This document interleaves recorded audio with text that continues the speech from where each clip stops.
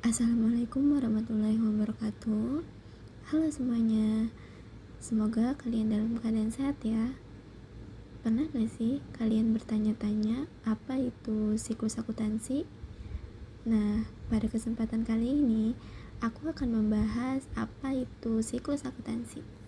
Untuk pengertiannya, siklus akuntansi ini adalah serangkaian langkah untuk melakukan pencatatan, pengelolaan, dan melaporkan seluruh transaksi keuangan dalam satu periode. Terus, kenapa siklus akuntansi ini penting dalam bisnis?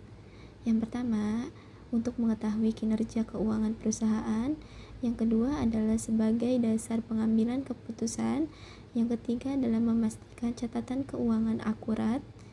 Lalu untuk memenuhi kewajiban pajak dan hukum, yang kelima adalah transparansi dan akuntabilitas, dan yang terakhir untuk membantu perencanaan masa depan perusahaan itu sendiri.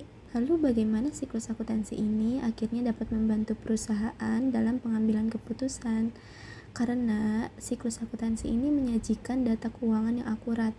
Selain itu juga menunjukkan kinerja keuangan, membantu perencanaan dan penganggaran, mengidentifikasi masalah keuangan, mendukung keputusan investasi dan pembiayaan, dan yang terakhir adalah meningkatkan akuntabilitas dan transparansi. Lalu bagaimana langkah utama dalam menyelesaikan siklus akuntansi ini? Yang pertama, kita bisa menganalisis transaksi, lalu dicatat ke jurnal umum, kemudian adalah posting ke buku besar, lalu kita menyusun neraca saldo. Selanjutnya kita menyusun jurnal penyesuaian, lalu kita menyusun neraca saldo setelah penyesuaian, dan yang terakhir adalah penyusunan laporan keuangan. Lalu kenapa tahap identifikasi dan analisis transaksi ini memengaruhi keseluruhan siklus akuntansi? Karena pada tahap awal ini, pada tahap identifikasi dan analisis transaksi ini adalah dasar dari seluruh proses pencatatan dan pelaporan keuangan. Kesalahan di tahap ini akan membuat hasil akhir laporan keuangan menjadi tidak benar. Penyelesaian siklus akuntansi ini adalah tahap terakhir dalam proses akuntansi yang dilakukan setelah semua transaksi dicatat.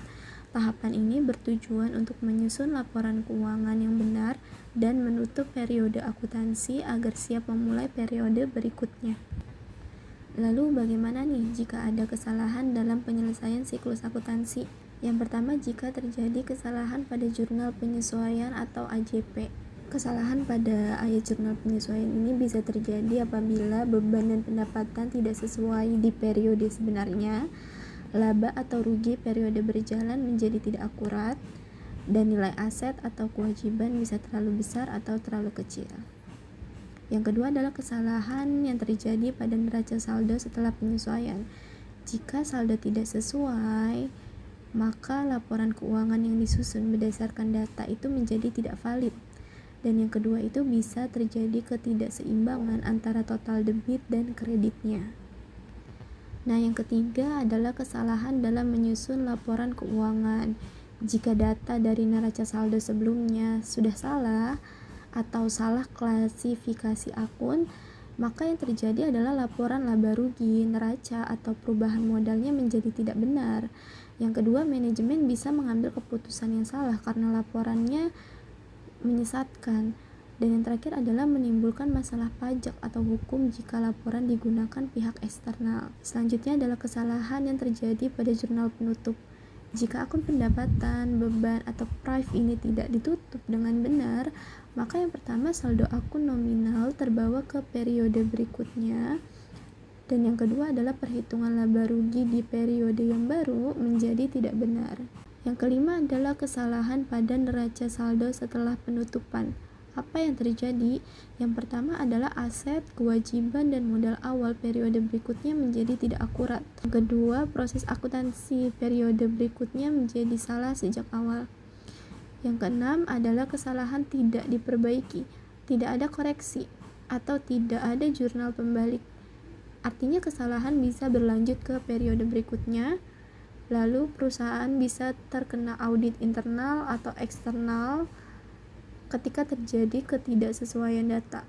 Lalu yang terakhir, perusahaan bisa kehilangan kepercayaan dari investor atau pihak kredit Oke, sekarang kita akan mencoba melihat bagaimana siklus akuntansi dalam bentuk jurnal. Yang pertama di sini adalah jurnal umum berdasarkan contoh soal yang di sebelah kiri. Pada tanggal 1 September, Mina Bahari menerima modal berupa kas sebesar 20.890.000 dan peralatan sebesar 34.810.000. Berdasarkan soal tersebut, maka diperolehlah kas bertambah di sebelah debit sebesar 20.890.000 dan peralatan bertambah sebesar 34.810.000, sehingga berakibat ke modalnya yang juga bertambah, yaitu sebesar 55.700.000. Lalu kemudian pada tanggal 4 September membeli peralatan secara kredit sebesar 3.050.000.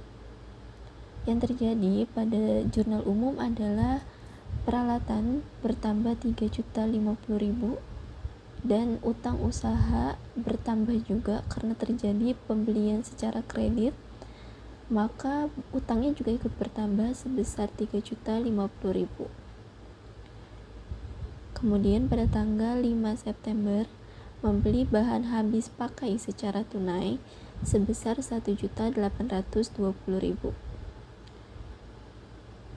Maka pencatatan transaksi yang terjadi di jurnal umum adalah persediaan yang bertambah sebesar 1.820.000 dan kas berkurang sebesar 1.820.000 karena terjadi pembelian secara tunai. Begitu juga pada transaksi yang berikutnya harus masuk ke pencatatan jurnal umum terlebih dahulu. Setelah melakukan pencatatan transaksi ke jurnal umum, maka tahap selanjutnya adalah memposting transaksi tersebut ke buku besar sesuai akunnya. Lalu setelah semua transaksi masuk ke dalam akunnya masing-masing, kita bisa membuat neraca saldo sebelum penyesuaian. Neraca saldo ini adalah tahap setelah buku besar. Dari semua akun yang ada di buku besar, kita ambil saldo akhirnya aja nih. Misalnya di sini adalah akun kas. Saldo akhir yang didapat setelah memposting semua transaksi dari jurnal umum ke buku besar adalah 6.610.000. Maka saldo yang akan kita masukkan ke neraca saldo sebelum penyesuaian adalah 6.610.000 juga. Selanjutnya adalah ayat jurnal penyesuaian.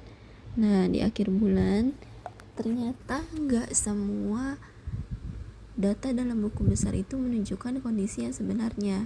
Jadi, ada beberapa hal yang harus disesuaikan supaya laporan keuangan perusahaan menunjukkan kondisi yang sebenarnya. Selanjutnya di sini ada worksheet atau neraca lajur. Pada kolom yang pertama ini